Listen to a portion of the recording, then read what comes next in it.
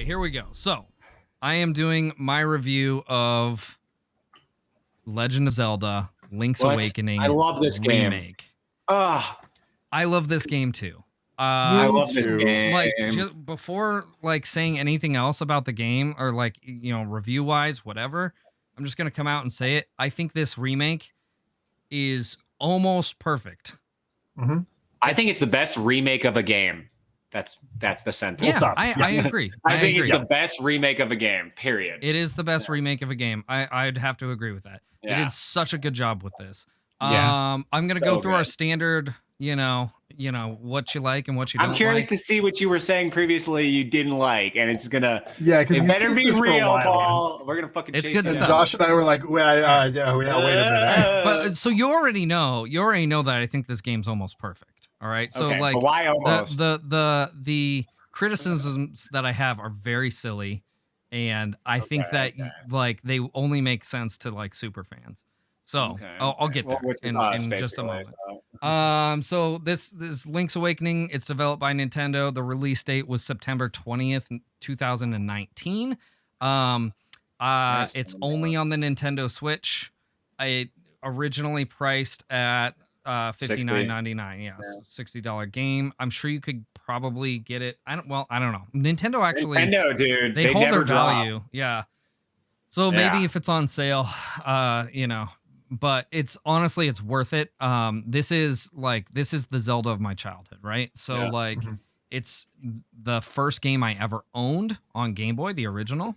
That was the first game that was my game. There it is. So like this game holds a very special place in my heart. Not only that, this is the best Zelda on the Switch, guys. Everyone listening, this is the best Zelda on the Switch. Really, it really is. I'm going to talk about that in just a second, Josh. Yeah. Let Paul do his thing first. For sure. So no, you're good. You guys are good.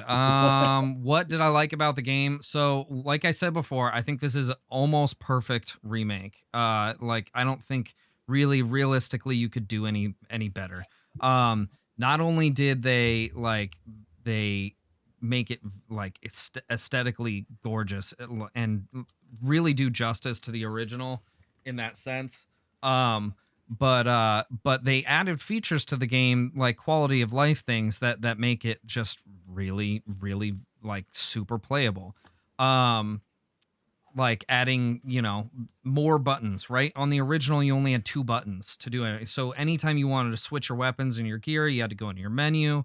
There's still a little bit of that, but not nearly as much. Some nearly things like are kind that. of like, there's some items that you normally would have had to equip that become like an intrinsic item. You never have to equip it, right? Like you always have the Pegasus boots on. So nice. You always have shield, boots, and the grabby thing. Yeah, all 4 of those items used to have to be equipped. The power bracelet. Yeah. It makes me want to die thinking about playing that again. Yeah. So that's awesome. Like really great improvements. They also like the music is gorgeous. They redid all the music. I'm trying to think of some other things that are just like they did such a fan-fucking-tastic job with. Really, like I said, could not ask for a better remake. Now, here's where we get to the dislikes. Brace yourself, Josh. Here it comes. I'm not ready. Some of my dislikes are some of the same things I just mentioned. So, the controls. Whoa. Sometimes, because I'm used to like playing this game the way I did when I was a kid, I hit the wrong buttons because there's too many button options. Instead of just using 2 buttons, having 2 buttons as an option, I end up hitting the wrong button. I'm telling you, these are really, really lame. Like, is this a real thing? I never hit the wrong button. Yeah. So, but that wasn't a thing I ever did on the Game Boy, right? On the Game Boy. Yeah, that's not something I ever did on the Game Boy. Was hit the wrong button because I only had 2 to choose from. That's fair. Yeah. Okay, that's a good point. They are. Yeah, exactly. 2. Exactly. I know. It's kind of a lame, gripe, but it is. Another problem that I have is with the music. Wow. And here's where it is. In the dungeons. The dungeons have, like, each dungeon has really beautiful, unique music in the Game Boy game. They still have that in this, and all the other music is fully redone. Everything sounds great, but for some reason in the dungeons over like the themed music of that dungeon, they're playing like a generic like dungeon music over it, and you can barely hear like the dungeon theme music. Like it's like watered down and weird. Like I don't know why. That's just a really odd choice that they made. I'd have to replay it again. I didn't even notice that, but now I'm thinking about it. Like, okay. Yeah. I need to hear it again personally. Go back. Yeah, I'm and gonna go back and look now. again. I will say the later dungeons aren't as bad, but the earlier dungeons for sure. Like you might as well just be in a regular cave. Why would they mix the dungeons differently? That seems. But they so were trying stupid. to enhance it. They thought maybe. Yeah, I don't know. It's very strange. Let's see. Another issue that I had with the game is the aesthetic. Wow. Okay, so let me explain why. When I originally played the game, in my head, I was playing this grand adventure, right? Like you look at the instruction manual. Oh, I see what you're saying. I get where you're going. And with the this, art in the instruction manual, like you got like really badass looking Link doing really badass shit, and like even in like the cutscene at the beginning where he's on the boat raft, in the anime scene, So like them, even though I think that the aesthetic is absolutely gorgeous, and to be fair, I was won over by the aesthetic, right? But it takes away the seriousness of the game for me. Like there's like in my childhood playing this game, everything felt way more serious. And when I play this version, everything seems like I'm playing with toys, you know? But at the same time, though, like, I mean, you said that the aesthetic won you over. And I think part of that is it's supposed to be like a dream. Yes. And that's ultimately what did it for me. Yeah. And then I would say I still do like think of Link in that way. Like I don't normally like think like Link looks like this sprite. Even when I'm thinking like A Link to the Past, I'm like, no, Link obviously looks like this, but like the sprite just looks like that. So it's kind of harder. Right. But like, I agree. He does look so discerning in the game that you're like, okay, is that what he looks like then? Kind of like a literal, like with the black eyes and no like just pupil. That always weirded me out. Like you just I have the cover right over there. Yeah. Yeah. It does look like a toy. Yeah. It looks like amiibo. Looking at it. Yeah. I have the amiibo right here, actually, still in the box. Hold on. You got the amiibo? Nice. Yeah. What do you think about the Dungeon Maker app thing? Not app, but so the Dampy thing. That's awesome. If I was if we were fan of like makers or Adam, okay, like you know what I liked the most about the Dungeon Maker was not making the dungeons; it was the puzzle aspect of it. Because I like doing puzzles. You know. I don't really like making things, but I like doing puzzles. Well, it felt like we were back in Onimusha or Goof Troop territory. Yeah. Like we were really digging those puzzles. Yeah. But not making them. And like I'm a Rubik's Cube guy. Like you know. So that aspect of it was fun. But like actually creating a dungeon, I don't have a whole lot of interest in. Though I really think that there is a space for a Zelda Maker, right? Like kind of like Mario Maker. I think we need a Zelda Maker. Yeah. So my final complaint, I got one last one. Oh my God, this is again really stupid. I'm telling you, these are all minor details. But I do have one more. And that is the very opening scene of the game. Right? Okay. So you told me this one. In the anime scene. And the anime is gorgeous. Like I think they did a great job with that. But in the original, there's awesome music that really sets the tone of what's going on. Yeah. Right? It's silent. Like you hear the rain and you hear Link freaking out, but you don't hear the music. And the music like really, really set the tone. So I was a little bit bummed about that. Other than that, I think it's like those are minor as fuck. I told you they were like so petty that you were gonna laugh at it. Do you think we're gonna get a Zelda Maker based on the Dampy thing?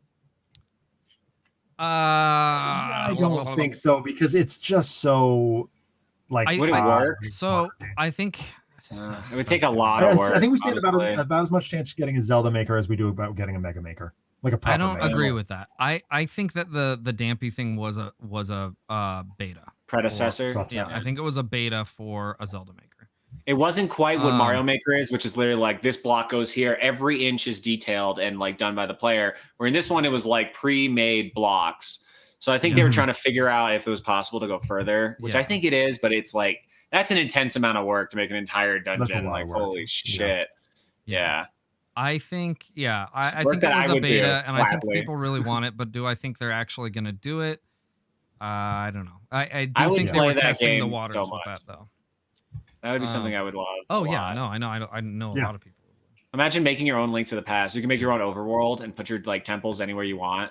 That'd be sick. Cool. They could even have like pre-made characters that like in storylines and stuff. Be like, which storyline do you want to take? Okay, this one. Yeah. Link to the Past or whatever. So I don't know. to finish the review, or to like kind of just continue with the review anyway. Yes. You know, gameplay is awesome. I talked about that earlier. Music again, awesome.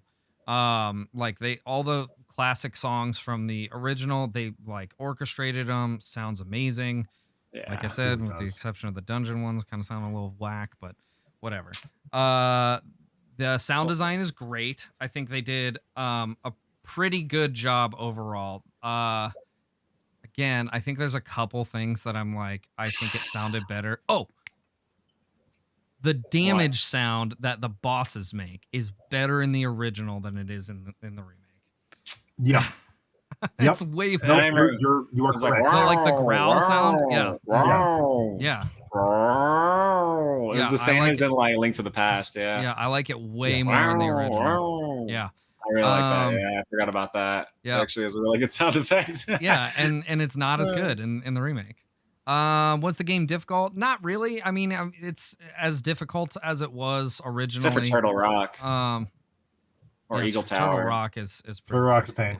Sometimes Eagle Tower and Turtle Rock. Honestly, Turtle Rock is longer than it is hard. Yeah. And Eagle Tower is I don't think as bad as a lot of people make it out to be. It is a little bit confusing, but a lot of people are like, that's the worst. I think the hardest dungeon in the game is level 6, the Face Shrine. Which again, Face Shrine's actually easier in this version because you can see I think the Face Shrine was easier in this version, yeah. That's right. You don't have to find the fake walls. I remember that actually is something that I'm going to put as a negative to this.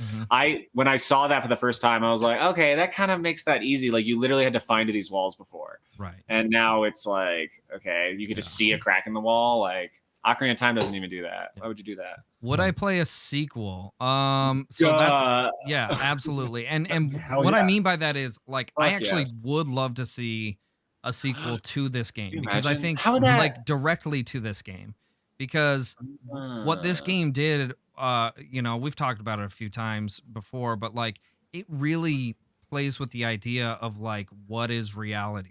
You know, you know what I would love is they could do like he follows the windfish, like he's just sailing, and like Link is allowed to do whatever he wants. So sure, he follows the windfish because he's looking for maybe dry land. So he's like following him to try and find an island. The windfish like takes refuge somewhere, and like all this like amazing imagination stuff like comes out of him, and Link has to like continue with this like reality concept, but maybe in a different way. Yeah, but, like. I would love that. That'd be so much cool stuff. That'd be awesome. And then maybe the windfish is evil. I don't know. Any number of things, like anything. Ganon, fuck it. I still maintain that this has the best story out of any Zelda game. Like, I'm not knocking the story in the slightest. Perfect 10 story. I just really like Wind Waker and Majora's Mask. That's Ocarina of Time. I love Ocarina of Time story, but I still don't think it's the best story.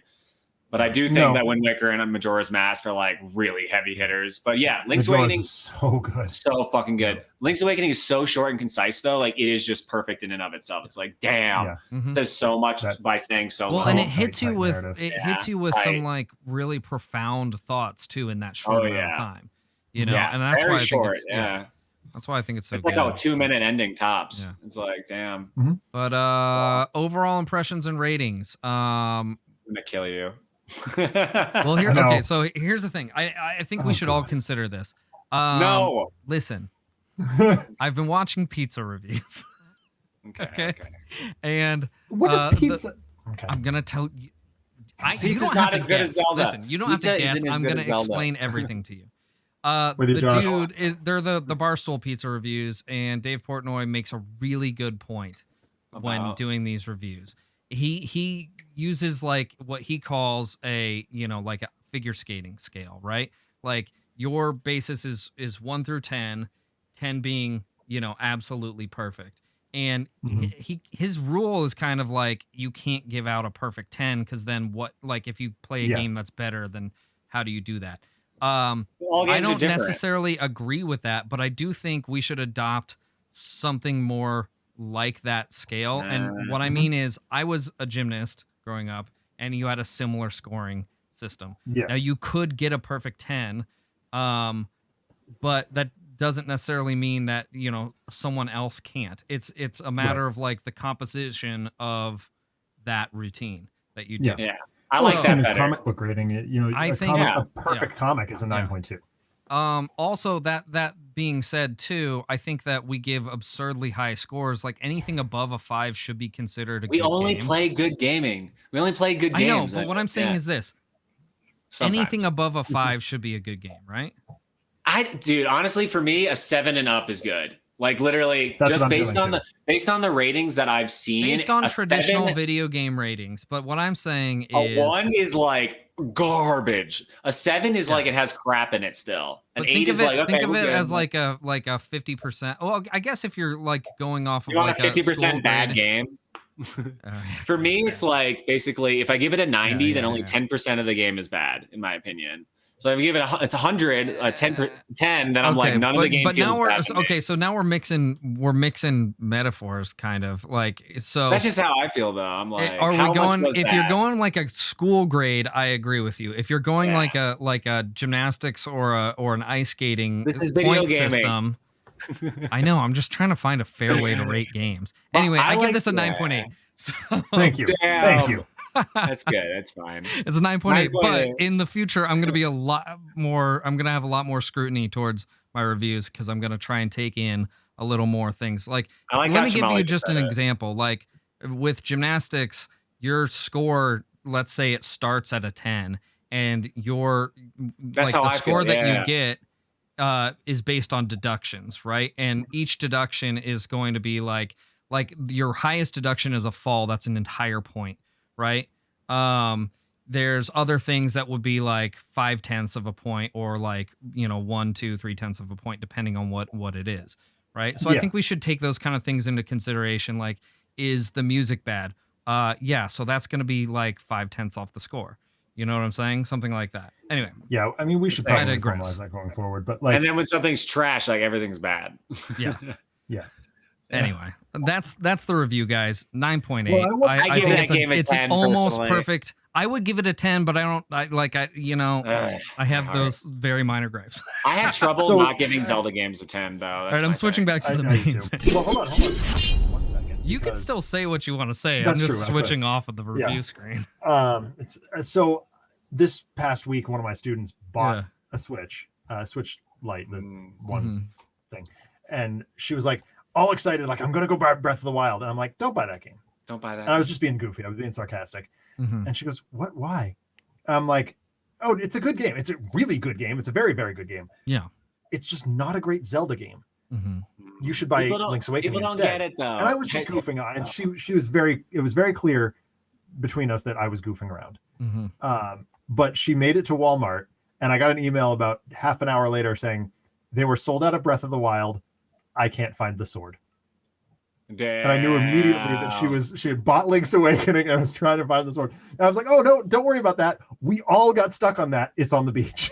Yeah. It's on the beach. And by Friday, it's on when the I beach. was back in school, she was like, oh, everything's fine now. We're moving forward. This game is amazing. So I was so proud of her for picking up Link's Awakening. Yeah, I will say people that are like caught between like Breath of the Wild and Link's Awakening, and that maybe they've never played a Zelda game before. If you've never played a Zelda game before, you need to play Link's Awakening. Yes. If you've played a lot of Zelda games before, yes, play Breath of the Wild. You have perspective now, but like you need to play Link's Awakening first, like straight up. Absolutely. And it's just like, and if you're worried, like, oh, but Breath is so beautiful and mysterious, so is the Link's Awakening. So is Link's Awakening. It really is. I know some people, the aesthetic is like not for everyone, but it really is beautifully done. It sucks you in. It really does. Really I was anti that aesthetic at first. Yeah. When you see the box, you're like, but then you play it and you're like, okay, no, it's actually like a Zelda game. This really works. Yeah, it's awesome. Yeah. I am excited for maybe slightly different Link to the Past version of this. Sure. Slightly different aesthetic. I would say that requires darker. Maybe you can have when you're in the light world, it's like light and fluffy, and then you go to the dark world and it's like really intense, actually, and much more well drawn. Like, I don't know, that could be cool. It's like Kitty at first, and then you go to the dark world and you're like, I would love that shit. You guys want to get into our topic for the week?